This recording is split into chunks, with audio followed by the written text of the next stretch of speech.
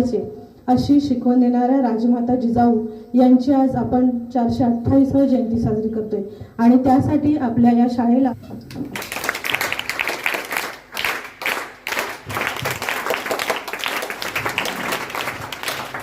जिजाऊ या केवळ शिवाजी महाराजांच्या माता नव्हत्या, तर त्या एक दूरदृष्टी असलेल्या कर्तृत्ववान आणि संस्कारक्षम माता होत्या. बालपणापासून त्यांनी शिवाजी महाराजांवर सत्य, न्याय, शौर्य, धर्मनिष्ठा आणि स्वराज्याची भावना रुजवली. बालशिवाजीला त्यांनी रामायणाच्या, महाभारताच्या, संतांच्या कथा सांगून शिवरायांच्या मनामध्ये अन्यायाविरुद्ध उभा राहण्याची शक्ती, प्रेरणा निर्माण केली. म्हणून त्या आपले स्वराज्य निर्माण झाले. धन्य त्या राजमाता ज्यांनी जिजामाता, सूर्याप्रमाणे तेज दिसणारे व्यासपीठ, शीतल छाया देणारी गुरुजन वर्ग आणि माझ्या प्रिय मित्र मैत्रीण, आज मी आपणासमोर राजमाता जिजाऊ यांच्याविषयी बोलणार आहे. राजमाता जिजाऊ यांचा जन्म 12 जानेवारी 1598 मध्ये सिद्धखेडराजा येथे झाला. त्यांच्या वडिलांचे नाव रघुजीराव जाधव आणि आईचे नाव म्हाळसाबाई असे होते.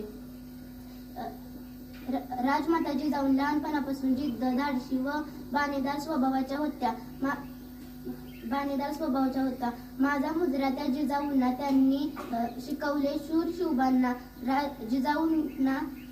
राजमाता जिजाऊंच्या विचारातून मराठ्यांचे स्वराज्य आज उभे राहिले.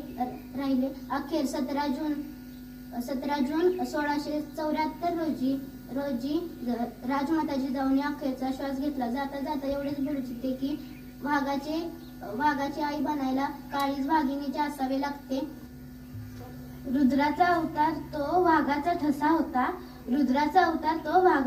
होता. विचार या सह्याद्रीला माझा शिवबा कसा होता. जनतेचा राजा तो रुद्राचा अवतार तो वाघाचा ठसा होता. विचार या सह्याद्रीला माझा शिवबा कसा होता. जाणता राजा तो रामायणातील राम जसा होता. जिजाऊंचा वारसा ज्याने जपला. सन्मान्य व्यासपीठ, पूज्य गुरुजन वर्ग आणि येथे उपस्थित माझ्या मित्रमैत्रिणींनो, मी आज तुम्हाला छत्रपती शिवाजी महाराज नावाच्या वादळाला जन्म देणाऱ्या राष्ट्रमाता जिजाऊंबद्दल काही सांगणार आहे. त्यांच्या चरणाची धूळ कुंकवाच्या करंड्यात भरून माथ्याशी धरावी अशा राजमाता जिजाऊ मासाहेब यांच्या जयंती. आजचाच दिवस 12 जानेवारी 1598 रोजी बुलढाणा जिल्ह्यातील सिंदखेड राजा येथे जाधवांच्या घरी जिजामाता यांचा जन्म झाला. विदर्भातल्या जाधवांची लेक पुढे भोसल्यांची सून झाली आणि शिवाजी महाराजांना जन्म देऊन स्वराज्याची जननी झाली. मित्रांनो, निजामशाही, आदिलशाही आणि मुघलशाहींच्या आक्रमणामुळे मराठ्यांचे मोठे सरदारी त्यांची आदिलशाहीची चाकरी करण्यात धन्यता बाळगत असत. अन्यायाविरुद्ध एक शब्द कोणी काढत नसत. अशा काळी मासाहेब जिजाऊंनी स्वराज्य निर्माण करण्याचा विचार घेतला. एक उजळली ठिणग्यानं लाख पेटल्या मशाली. ज्ञान, मातृत्व, कर्तृत्व, नेतृत्व या 3 गुणांचा संगम असलेल्या जिजाऊंनी कोवळ्या वयात शिवरायांच्या मनी स्वराज्य स्थापनेची बीज रोवली. 18 पगड जाता सरला जेव्हा जिजाऊंच्या पोटी सूर्य जन्मला. अन्यायाचा काळोख सरला जेव्हा जिजाऊंच्या पोटी सूर्य जन्मला. हाती घेऊन शमशीर जाने जुलमी सत्तेचा काळ म्हणून गाठला. नमस्कार, माझे नाव संचिता येतील. मी इयत्ता 7वी मध्ये शिकत आहे. आज आपण इथे एकत्र जमलो आहोत. सर्वप्रथम राजमाता जिजाऊ यांना माझा मानाचा मुद्रा. राजमाता जिजाऊ यांचा जन्म 12 जानेवारी 1598 रोजी बुलढाणा जिल्ह्यातील सिंदखेड राजा येथे झाला. त्यांच्या वडिलांचे नाव लखुजीराव जाधव व त्यांच्या आईचे नाव म्हाळसाबाई असे होते. नसानसात भिनले जिजाऊंचे रक्त, नसानसात भिनले जिजाऊंचे रक्त, म्हणूनच आम्ही आहोत शिवबांचे भक्त, म्हणूनच आम्ही आहोत शिवबांचे भक्त. इतिहासाच्या पानाज्यांचे कोरले सुंदर नाव, इतिहासाच्या पानाज्यांचे कोरले सुंदर नाव, म्हणून तर आहे स्वराज्याचे स्वप्न पूर्ण झाले, म्हणूनच आहे स्वराज्याचे स्वप्न पूर्ण झाले.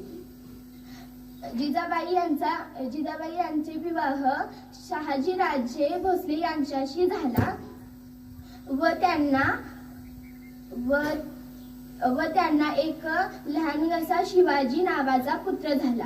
त्यांनी त्या शिवाजी महाराजांना लहानपणापासूनच चांगले संस्कार व लढाईचे कसते, शत्रूवर वार कसा करायचा हे सर्व शिकवले व या महान राजमाता जिजाऊ यांचा मृत्यू अखेर 17 जून 1674 रोजी झाला. जाता एवढीच बोलू इच्छिते की अंगणाती तुळस गोट्यातील गाय, अंगणाती तुळस गोट्यातील गाय आणि घरातील माय यांच्यावर कुणी वाकडून जर टाकली तर त्याची गय केली जाणार नाही. अशा या महान राजमाता जिजाऊ यांना मानाचा मुजरा.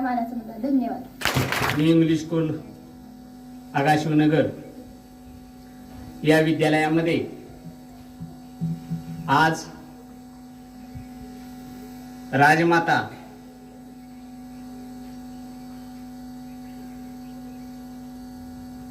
जिजाबाई आणि स्वामी विवेकानंद यांच्या जयंतीच्या निमित्तानं आपण या ठिकाणी उपस्थित आहात. या विद्यालयाचे आदरणीय मुख्य, आज आपण या थोर पुरुषांच्या जयंत्या साजऱ्या करण्या पाठीमागचा आपला नेमका हेतू काय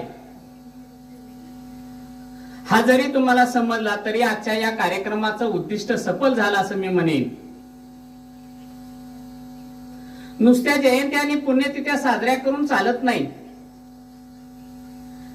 या जयंत्या आणि पुण्यतिथ्या साजऱ्या करण्या पाठीमागचा आपला आणि आपल्या संस्थेचा उद्देश आहे तो आपल्या लक्षात येणं गरजेचं आहे. या थोर नेत्यांच्या गुणाची पारख आपल्यामध्ये निर्माण व्हावी. आप क्या बात कर रहे हैं, मुझे तो बताइए.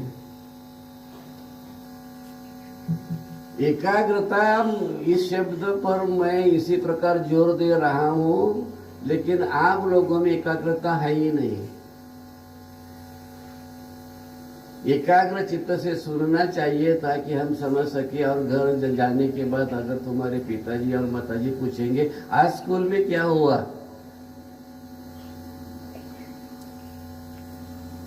तो हमें बताना होगा कि अमुक अमुक हुआ है.